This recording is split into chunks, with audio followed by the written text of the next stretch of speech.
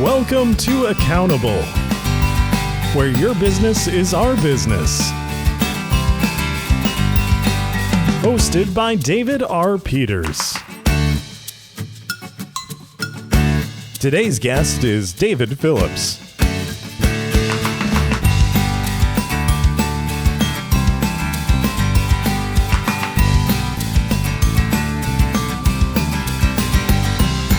Hi, everyone. Welcome to Accountable, the podcast for CFOs by a CFO. My name's David Peters.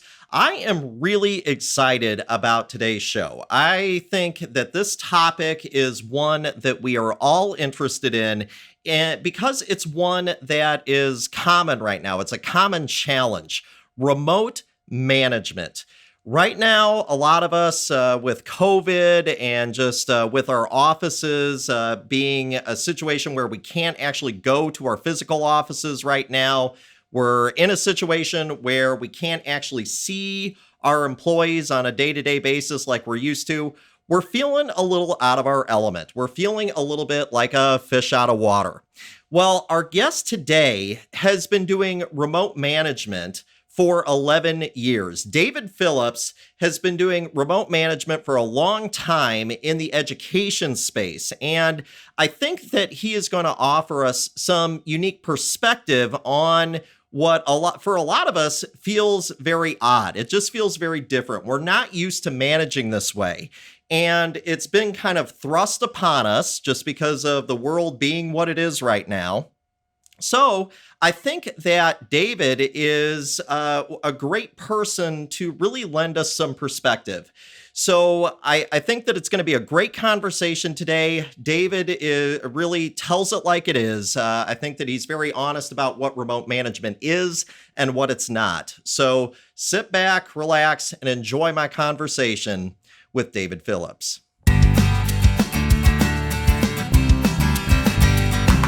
Hello, everyone. Welcome to Accountable. Our guest this week is David Phillips, who I think it's probably fair to say, David, you have become sort of an unlikely expert in this time, right? This is, or maybe so. You've been a remote manager in education for 11 years. And a lot of us folks, a lot of our listeners, they're coming at this for the first time. They're finance leaders in their companies. They've never been in a situation where they're having to manage people from afar. And, you've been doing it successfully for 11 years, and you wrote a recent article about it too. Talk about your own experiences here, moving from a traditional manager role to a remote manager role. Because some of our folks I think are really struggling to adjust.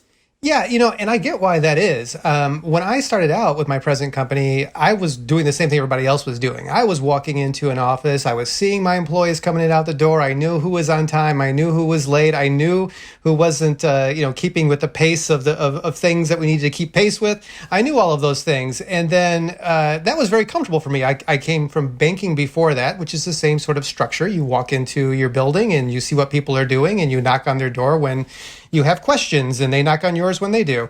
Then after about a year in my current company, we decided that we were spending way too much money on real estate, and that we could structure what we do in education by just renting out classroom spaces, but not having physical spaces that we were constantly being in charge of for the upkeep, for the rental fees, and all of those things.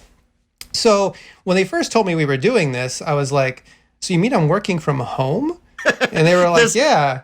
Yeah, it's like that's Charlie Brown, that, or Rocky and Bullwinkle, right? That old trick never works, right? Yeah, Isn't that that old trick never works? Well, yeah, because I started thinking, so you mean I don't go anywhere when I get up in the morning? And I thought, this is going to be different. And I think the things that I was worried about were probably the same things most other people would be worried about. How do I keep tabs on performance? How do I know that work is getting done? How do I know what the quality of the work is that's getting done?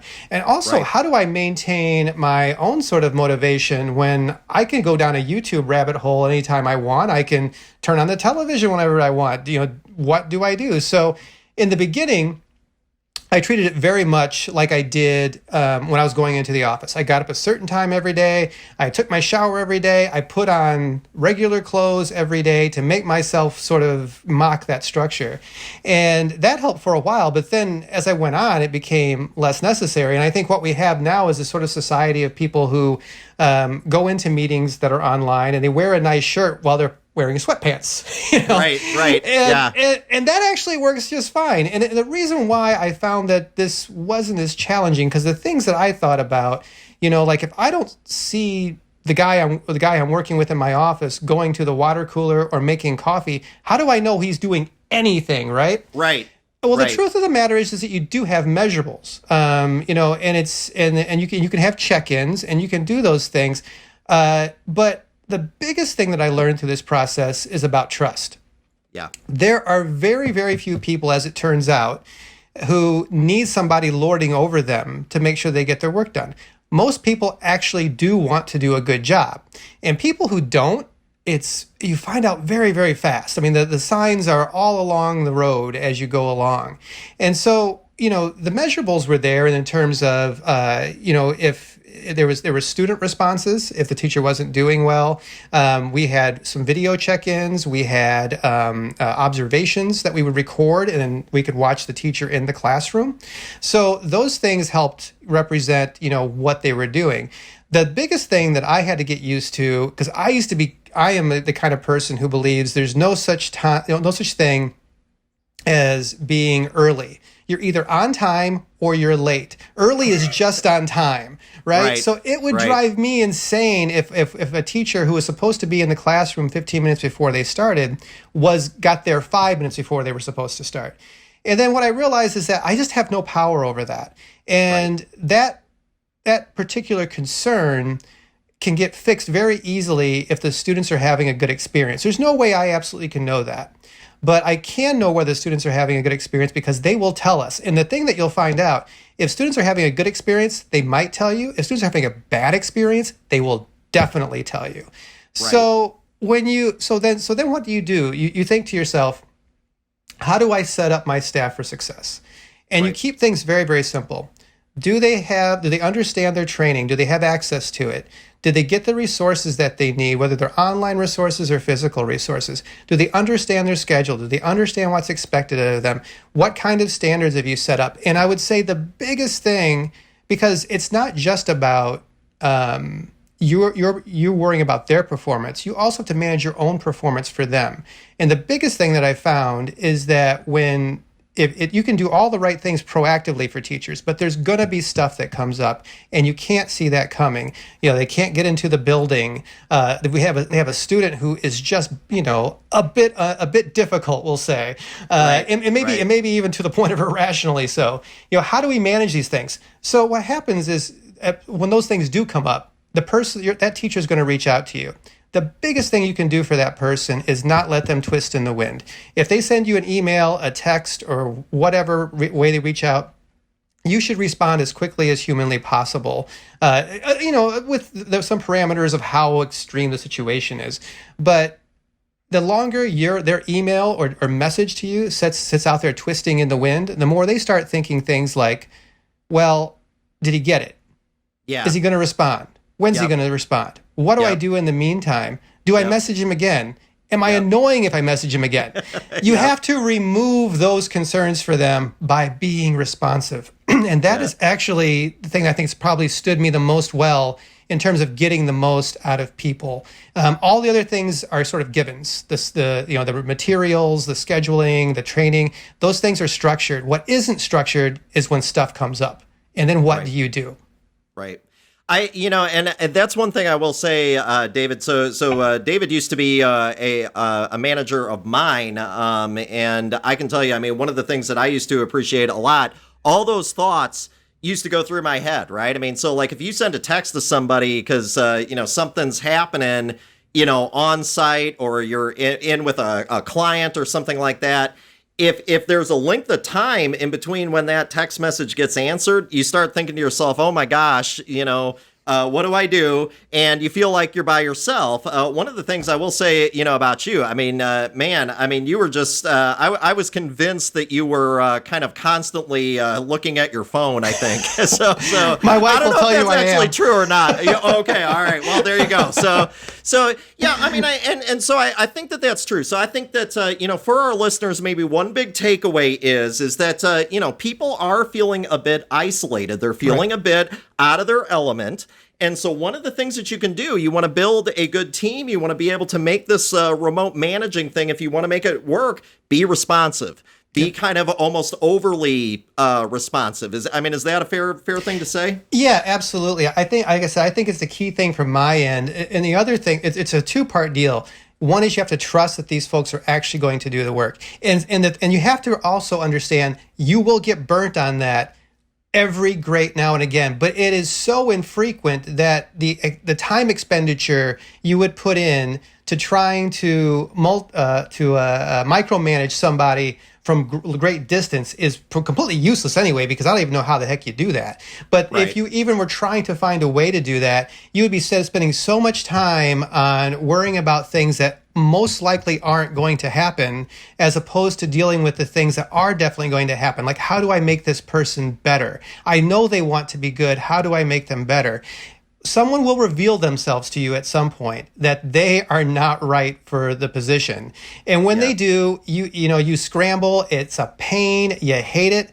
But if I think about in the 11 years that's happened, it's happened less than on an average of once a year. So if you at any place you work, the fit is going to hit the shan at least, on occasion, right? Yeah, sure. And so, that some of that's unavoidable. But if you don't place trust in the workers, then in your staff, what ends up happening then is they don't feel that the autonomy that they need to be successful too. Because you have to put people in the remote world, you have to put people in the position where you trust them to make the right decisions. I, generally speaking, would rather have somebody beg for my forgiveness than ask for my permission, as long as they have proven to me on the most basic level that their intentions are good, and most people's intentions are good. So, David, what it sounds to me like is that I don't know that that's really that much different from, when you're managing in person, though. Ultimately, if somebody's not trustworthy, eventually it comes out, which I think is kind of what you're saying here, too.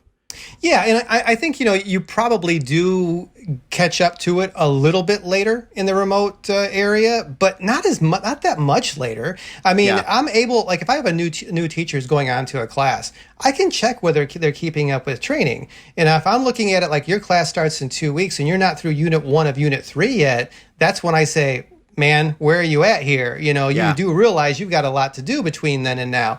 And so as long as you have some structures like that in place and that you're following up, and the other key thing too, and I would say this especially for trainees, if they aren't asking questions during that process, most of the time that's a bad sign. That's a red flag. Because there should be something they're running into that's making them curious, whether it's how they monitor their payroll, whether it's hey, how do I access this part of my resources? What do I do when this happens? If none of that's going on, then it's really a key for you to check in and say, hey, how are things going? Or, call a virtual meeting up and hash things out. I have discovered on a rare occasion that somebody isn't ready. And then you tell them, you know what, you're not going to be ready. And I tell them two things.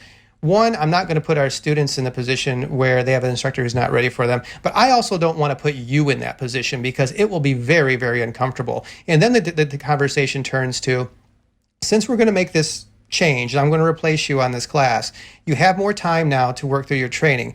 But I need you to hit this benchmark by this time. And I also want you in the meantime to think about, is this the job for you if you're having trouble keeping up with the pace of training so that you're ready to effectively teach on a date that your class begins? And what you will find is some people will self-select out. They'll say, you know what, I really bit off more than I can chew. And it can be for completely good reasons. Maybe they're a student, maybe they have another job, and they didn't think about the volume of work that was going to be required to be ready. And that's fine. You'd wish they would just tell you that, as opposed to you kind of discovering it yourself. Yeah. But generally speaking, when you have that conversation, most people say, you know what, maybe this wasn't for me, and then you move on. I think that that's a great point. I mean, so a lot of our folks that are listening to this podcast, they're finance leaders, they're they're CFOs, they're controllers, they're things like that. I think one of the things that they're concerned with is that, especially in accounting, we're pretty heavy on being deadline oriented, Right. because we have to hit marks. I mean, in accounting, especially if it's regulatory filings and that kind of stuff, there's no grace. Most of the time, we got to hit the mark, and I think that that's maybe one of the major concerns. But I think what I hear you saying is that a lot of times, you sort of clearly define, if you clearly define the benchmarks, people are going to come through. Or they're going to self-select out, like you said. Is that fair? It is, and I think the key thing is you have to create your checkpoints for yourself too. Right. If you want to for sure know, I think there's this. I think it was the football coach Jimmy Johnson once said, "I don't treat everybody the same. I treat everybody different." And what he meant by that was not that everyone, he doesn't have the same expectations of everyone, but the way you get the best out of everyone can differ from person to person. Some people need regular check-ins to keep them on point. Some people, once that trust is earned and you've figured out that this is a person that I can say to, I'm giving this to you, you let me know when you need something. Those people absolutely exist, and you should want them to exist, because they're the greatest thing in the world. Because Right. folks who are low maintenance are fabulous, especially in this sort of work environment. They're almost never going to surprise you. They're almost always going to get their stuff done on time, and if something comes up, they will come to you. The folks who aren't that, or haven't established themselves as that, those are the people you need to figure out when do I need to check in with them by, so that if we do get behind, I can institute a solution. And then you need to know what questions you need to ask to make sure that you can ascertain whether they're on pace or not. Yeah. I think all those. I think all that's really well said. I think that the other thing that a lot of our listeners probably are worried about is how to actually build a team when you're not physically there, and how to build sort of like camaraderie and things like that. One of the things that that I've talked about on this podcast before, and and some of the things that I talk about when I'm live doing one of my continuing ed courses with CPAs, is a lot of CPAs really struggle with, how do you build a team? How do you build, not like how do I hire? That's Right. that's something different. And there's, and that's an interesting conversation too, but how do you build cohesiveness and loyalty and camaraderie and those things that really, that secret sauce that kind of bonds a team together? And I think I think a lot of our folks, I think they struggle with that. In fact, I know they struggle with that because we talk about it a lot. And I think that they struggle. I think that problem is kind of compounded right now, just because of COVID, because of the fact that they're not there. How do you build camaraderie? So in an ordinary circumstance, say you were managing, say, 5 people out of Cincinnati, Ohio. In a non-pandemic world, you might say, hey guys, I'm going to pay for you. You get you requisition from your company, or you set aside money in the budget and say, I'm going to pay for you guys to have a happy hour. Please be responsible, but I want you guys to meet up and get to know each other. Obviously, not a possibility right now. What you also can do, though, is you can have meetings with more than one person at a time. The other thing is, as you bring in new people, don't just put all of everything on you.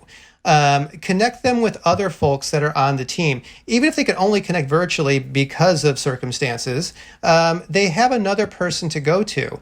Make sure that they meet. I want you guys to set up a meeting. I want you guys to just 30 minutes, get to know each other, and you speak to say to the veteran person, you say, I want you to be a resource for this person. Because one thing I always tell people, I may manage teachers, but I'm not teaching right now myself.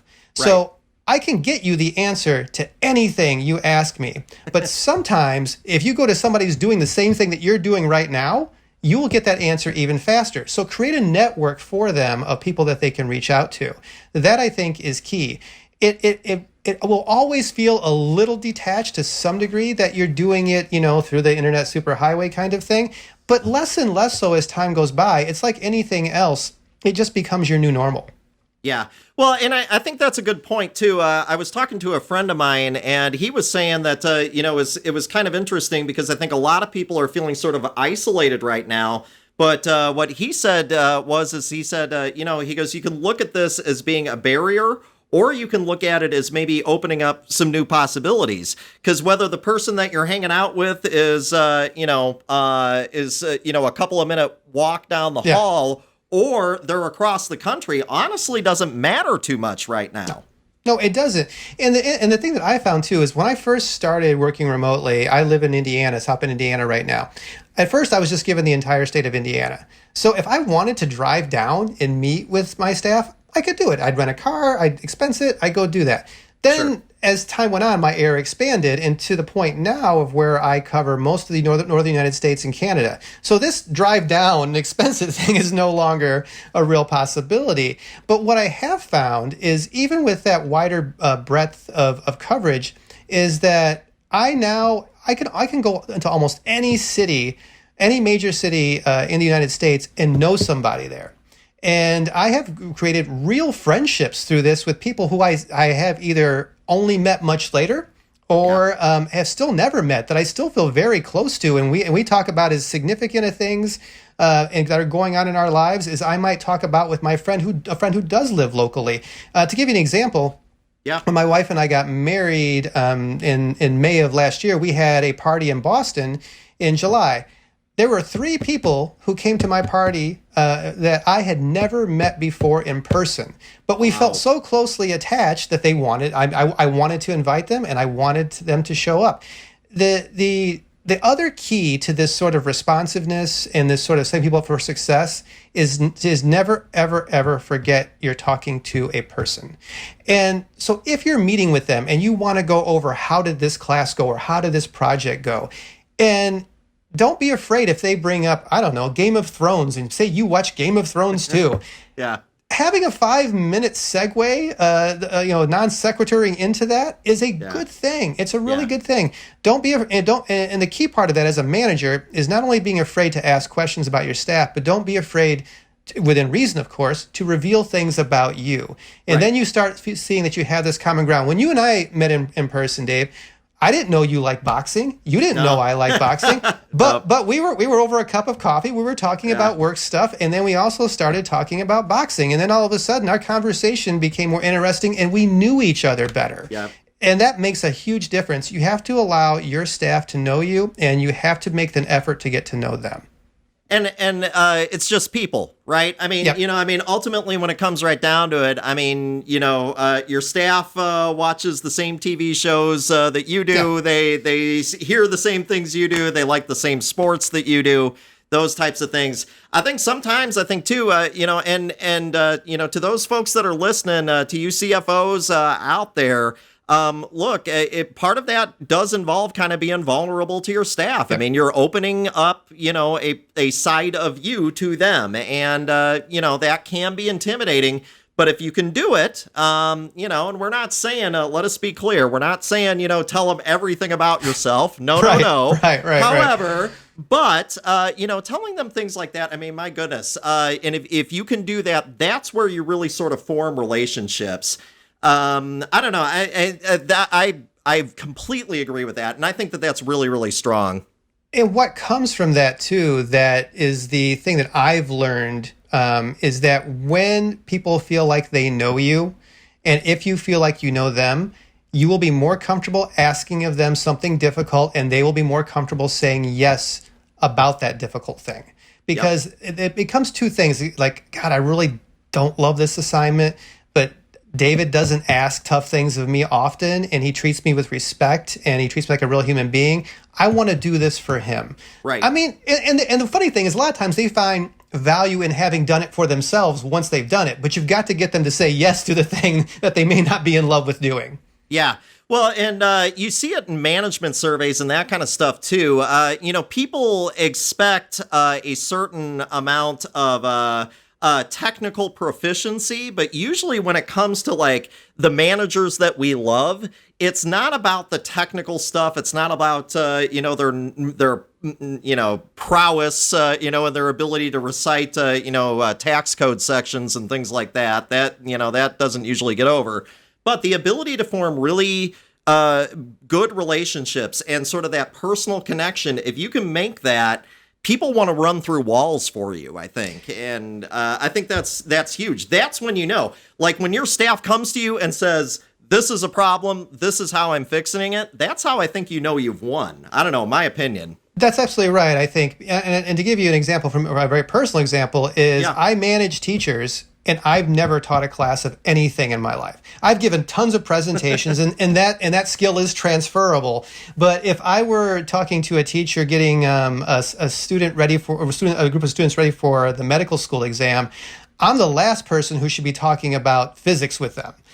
I can get that person for them. I will get that person for them, but that is not for me. I can talk about how do you handle difficult students who speak too much in class, start dominating the class. I can talk about those things. But if it's about going through the textual material, I'll get you somebody for that, and I'm happy to do that. But most of the time, what people want is they want clarity, and they want you. If there's an obstacle that's keeping them from doing their best work, help me get that thing out of the way. And that may not involve you hitting pulling all the levers, but it may be you going to the person who can pull that lever and saying, I need this to help my staff member. And if your company is structured to have that person, whether it's technical support or whether it's material-based support, and most companies, of course, do, then as long as you stay on top of it and ask the right person and make sure you get what you need from that person, then those things take care of themselves. What they really want, like is what you said, they want somebody who makes sure that their needs are attended to, whether it's them doing it or getting someone else to do it for them. Yeah, I think that's very well said. Let's talk about some of the methods of communication. I mean, so right now, we're connecting over Zoom right now.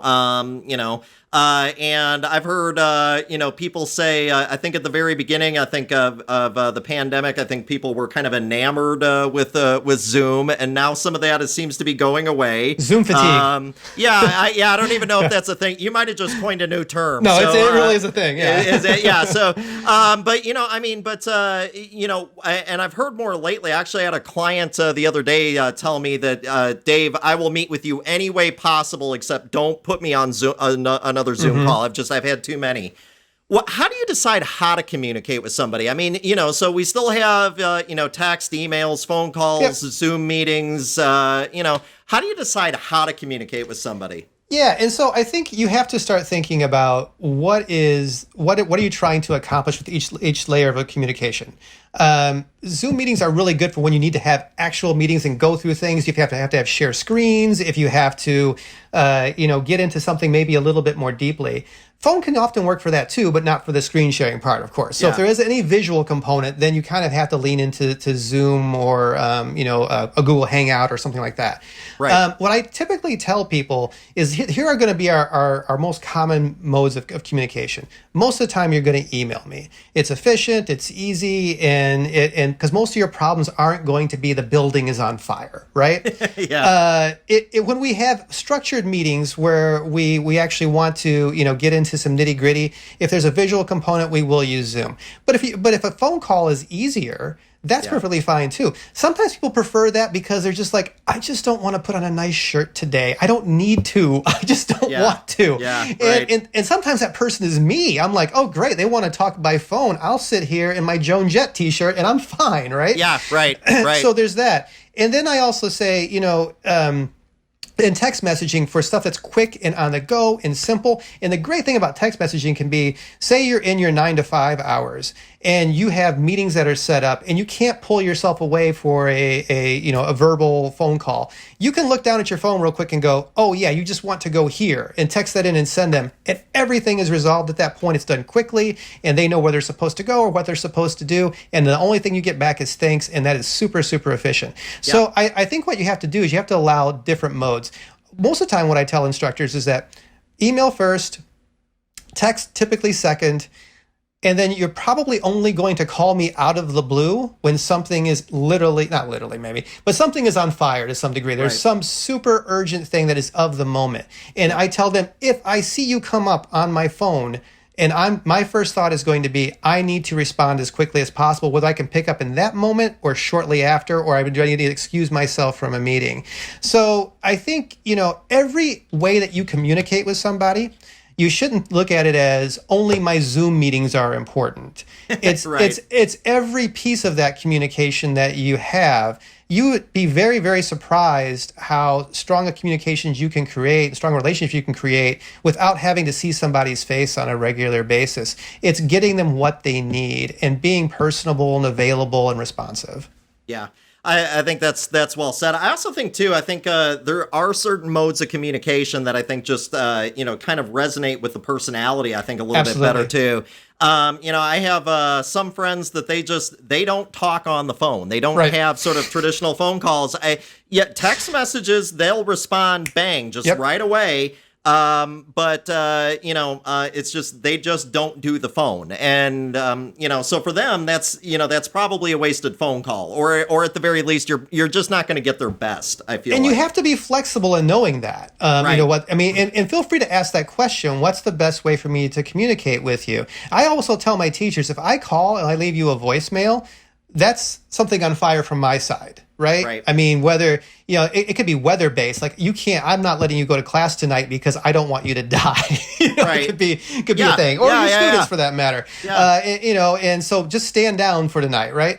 It could be that kind of a thing. Or it could be, I just found out that here's an example. I had a teacher who was teaching in South Carolina, but he was coming from Charlotte to teach in Greenville. You actually did this for me, but this is a different teacher. Yeah. He was on his way there, and we found out that the building he was teaching in was a science building. They had a chemical leak. So he was on the road, and he's making a 2-hour trip to teach there. And I find out about this chemical leak through another operations person. So I'm dialing him up right then, saying, "Hey man, turn the car back around, go home. You're not going to be able to have class." So if you have to tailor these things, like, I'm only going to call you out of the blue if it's really important. You can call me. I always tell teachers, you can call me for reasons other than something is on fire, but in my 11 years of experience, that's usually when you're going to call me. Right. And when that happens, I'm going to get back to you as quickly as possible. But you're right.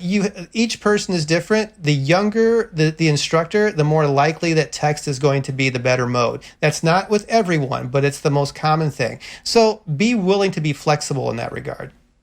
Yeah, I think that's huge.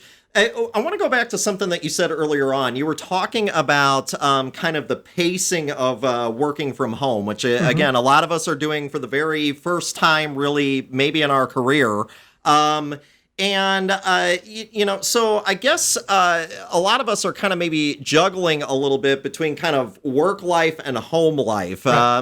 I know that the Virginia Society of CPAs has actually started a blog where I believe one of their members is talking about, how do I be a CPA and deal with like busy season and also, the fact that my kids are here, Right. Because especially there for a while, kids weren't actually going to school. Right. Any tips or advice to those people? Because I think a lot of folks are feeling now more than ever, and we were already going this way, folks, but just kind of now more than ever, that their home life and their work life are kind of becoming kind of one and the same. And it's a hard one to juggle. It's a hard one to draw lines. It very much is. And it isn't even just the potential distractions that might be in your home, whether it's children, spouse, dogs, cats, whatever. It also is the, how do I stop working? It becomes very, very easy because your office is basically in your hands. It's your laptop, right? It's always accessible. So how do I say, I need to have quality time in my own life? The bigger problem from work from home professionals is typically not a lack of productivity. It's an inability to break from their work and take care of themselves, more holistically.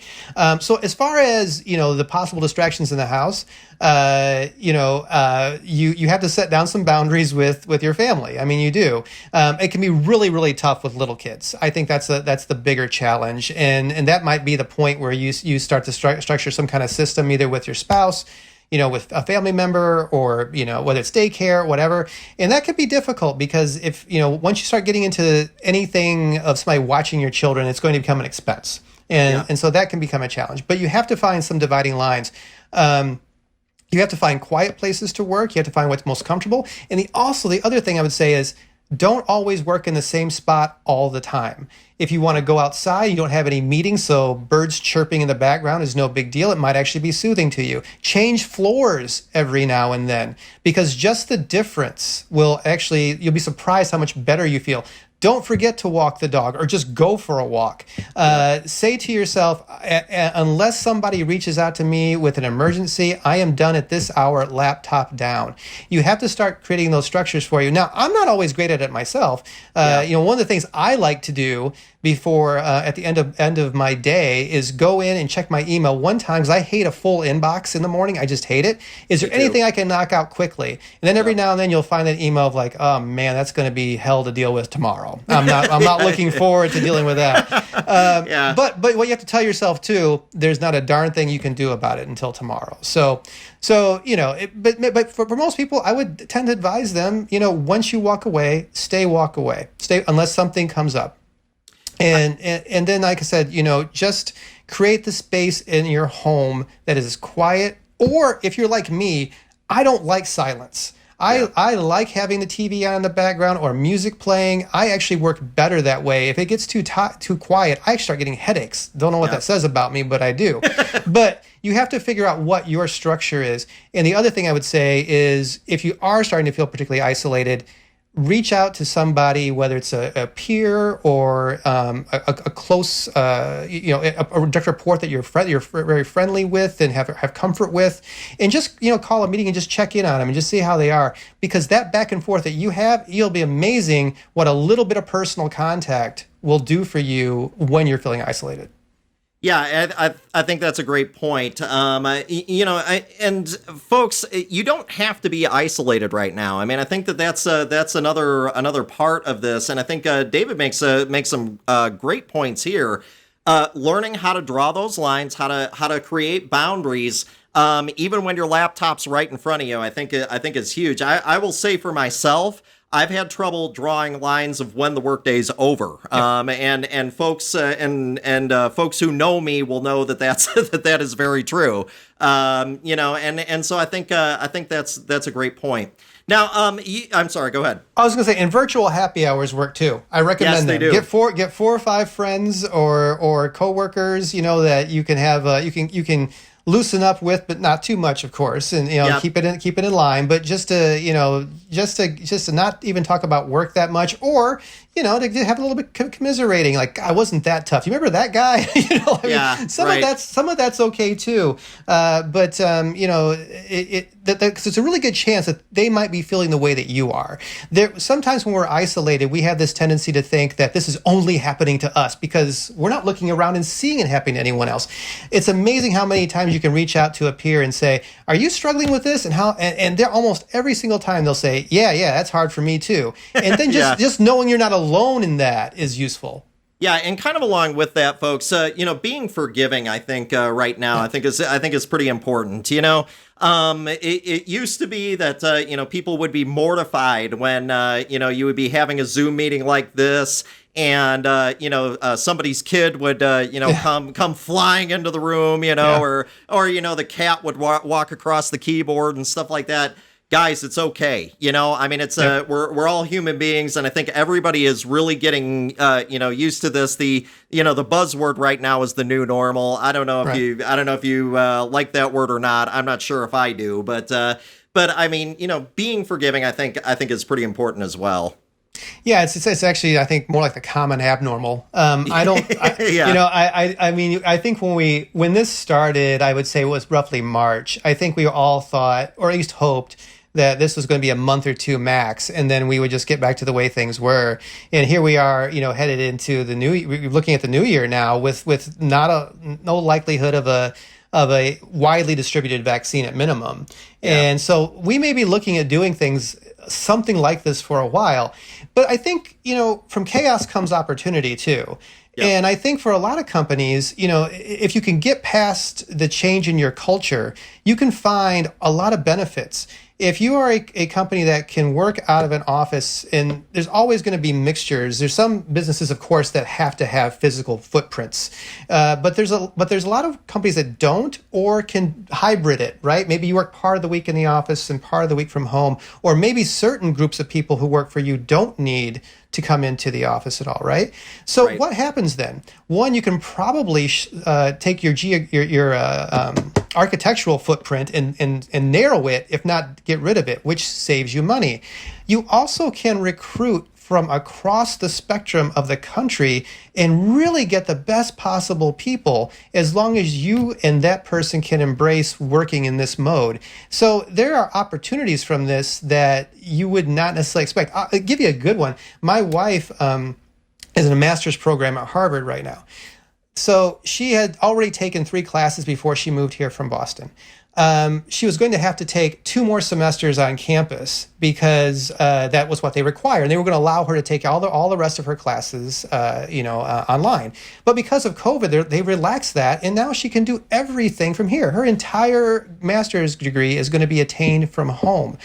And so if you think about like that, is that these are things that allow a level of flexibility, that you can take advantage of this. Hopefully, of course, we don't have to do it because of COVID or because of some other pandemic or virus. Right. Yep. But the things that you can learn out of this that you can apply to the future are, really valuable. Yeah.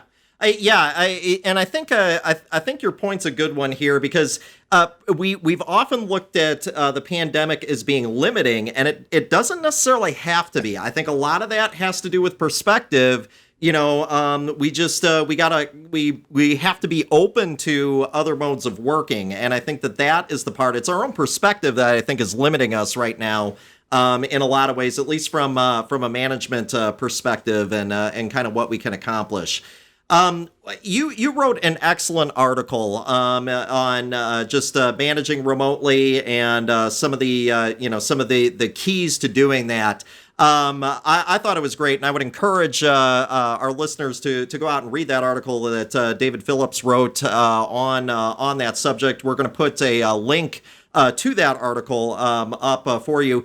Anything, any sort of words of advice, either from that article or anything like that, as people are kind of, trying to anything that we maybe haven't covered that you think is important right now? Yeah, I mean, I think we've covered most of the important things, but I think there's one other thing that I would say is significant about embracing this new structure, is that it may not do any good to fight it, because I think it might be here to stay.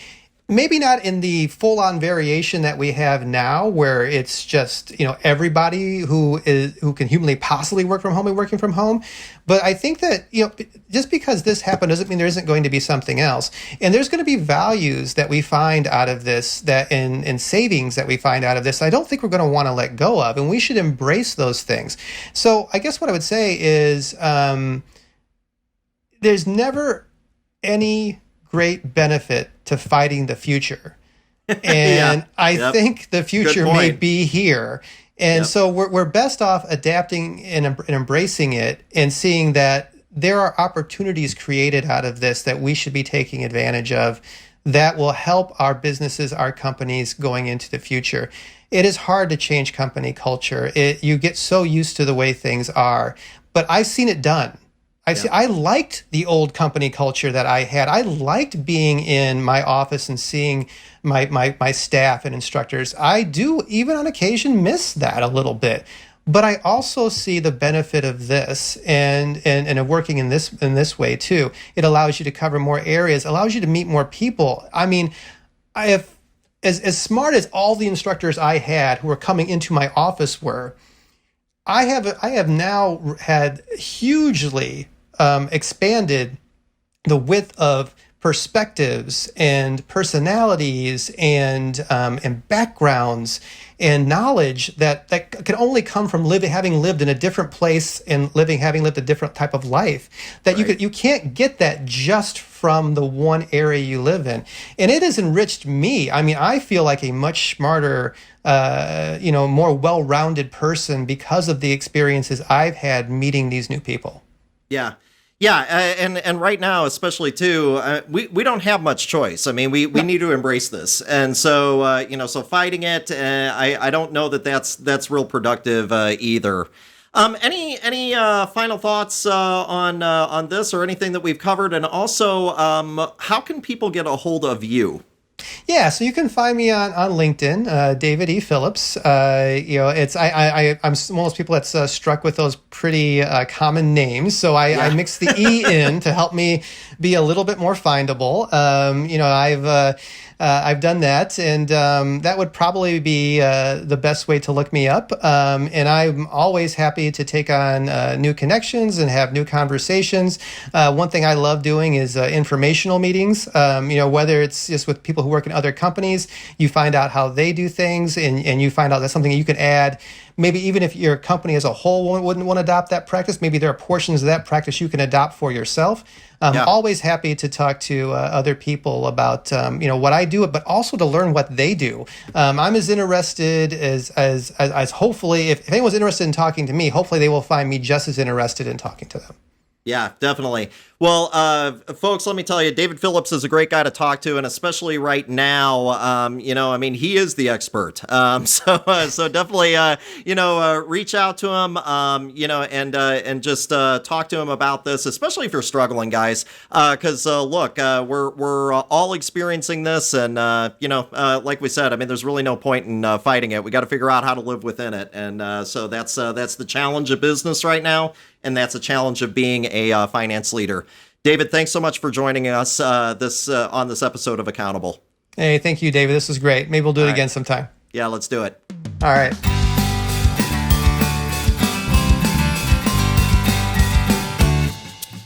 Thanks for listening to Accountable. Be sure to subscribe for more interviews and insights from today's business leaders.